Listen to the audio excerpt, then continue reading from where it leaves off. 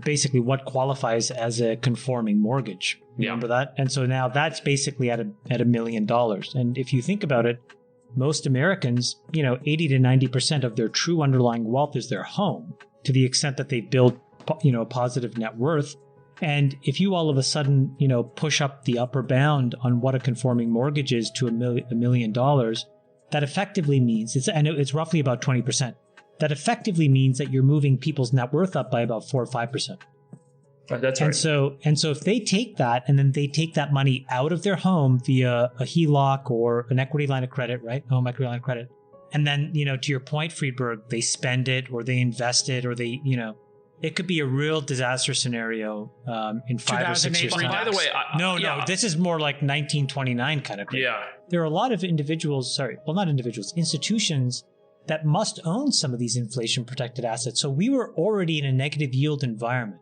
What are those folks supposed to do if they have to fund an 8% return a year to pay the pensions of, good people, firefighters, teachers, it's you name it, policemen, etc., right?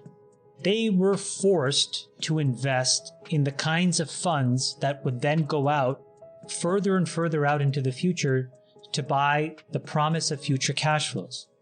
And when all of a sudden a whole bunch of other assets that they held, which were supposed to be safe, implodes on them, right? Because all of a sudden inflation changes and the front end of the yield curve goes whoop, and all of a sudden all these assets, when yields go up, prices go down.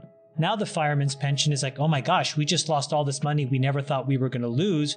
And we're long all these, crazy tech stocks. And so then they're forced to sell so that their overall exposure goes down. That's called degrossing, okay?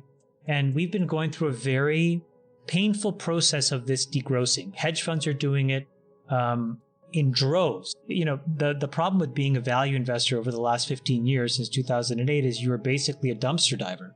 And you got paid absolutely, you didn't make anything because they misunderstood what value was. Value isn't necessarily things that are cheap. Value is things that are valuable. And over the last 15 or 20 years, what was once a question is now definitive, which is that the things that are valuable tend to be technological because they're super high margin, they grow really quickly, they compound, they create enormous cash flows at scale. So Agreed. The point is you couldn't own that stuff. And if you sat on the sidelines, you weren't meeting your 8% hurdle. You were all of a sudden looking at some risk of defaulting on your pension obligations. I think we did a pretty good job of unpacking the Great Resignation. I think it was last pod. So, right? Remember, there are 3 structural issues at play in the jobs front. One is that you have this really meaningful under-immigration that's happened because of Trump. The second was you've had a big mismatch between the degreed classes in America and the jobs that they can have for what they think they should earn, meaning you go to school, you get into all this debt, you try to become a teacher or something, and then you realize you can make more at an Amazon warehouse. Crazy. Strange. And then the fourth is you have all these boomers with an enormous amount of savings, 30, 40, 50 trillion dollars, who are pulling forward their retirement and also subsidizing their kids. You put it all together, there's less of an incentive to be in the job force unless you pay higher wages. Now, let's just put a pin in that for a second. I think the thing that Sachs talked about is really important, which is that we have to really figure out whether inflation is transitory or it's persistent and it's here. And I just want to bring up, Nick, I'll send you these the Twitter links to this, but Bill Ackman tweeted out these 2 things today, which is that if you... Fan of the pod. Brilliant investor, by the way. Great human being, brilliant investor. 2 very specific things. He actually called out something that we also mentioned before, which is that CPI is horribly calculated and it's really imprecise.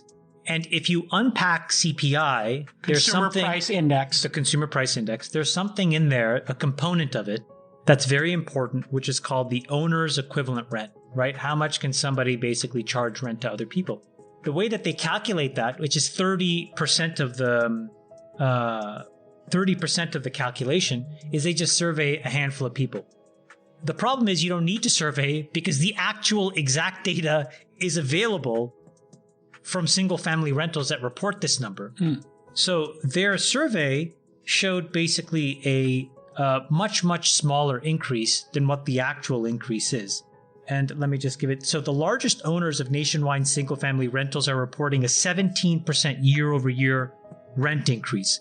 Wow. The OER that was calculated, quote unquote, by surveying the CPI was 3.5%.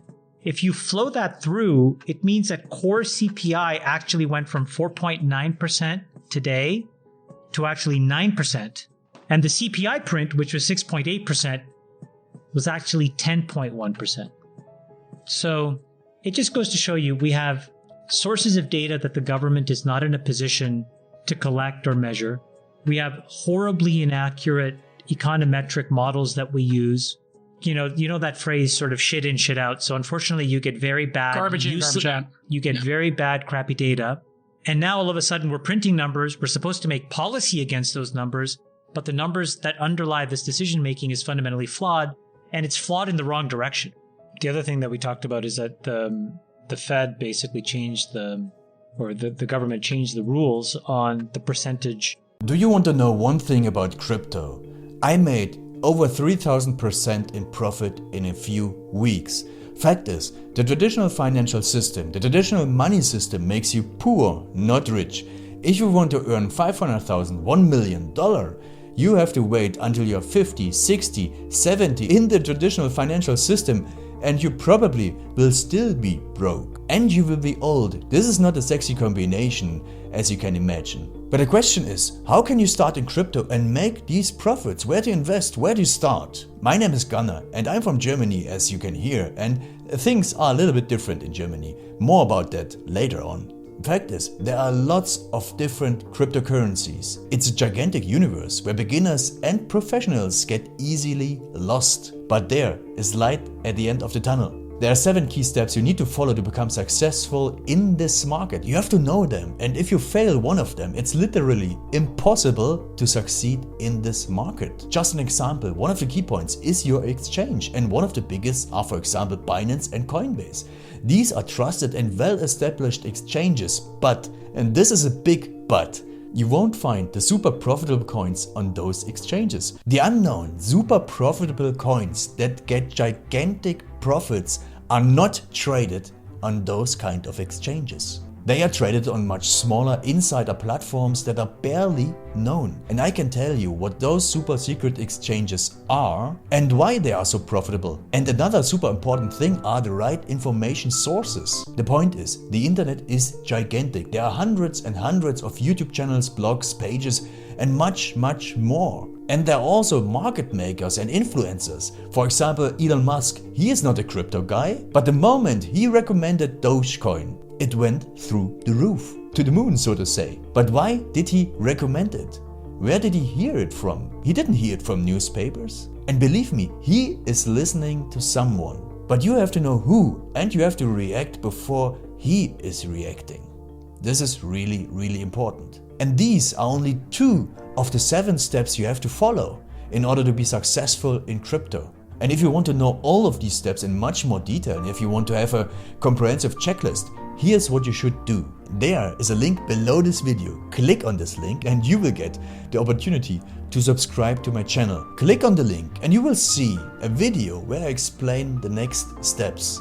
So see you soon. Click on the link now. I'll see you there.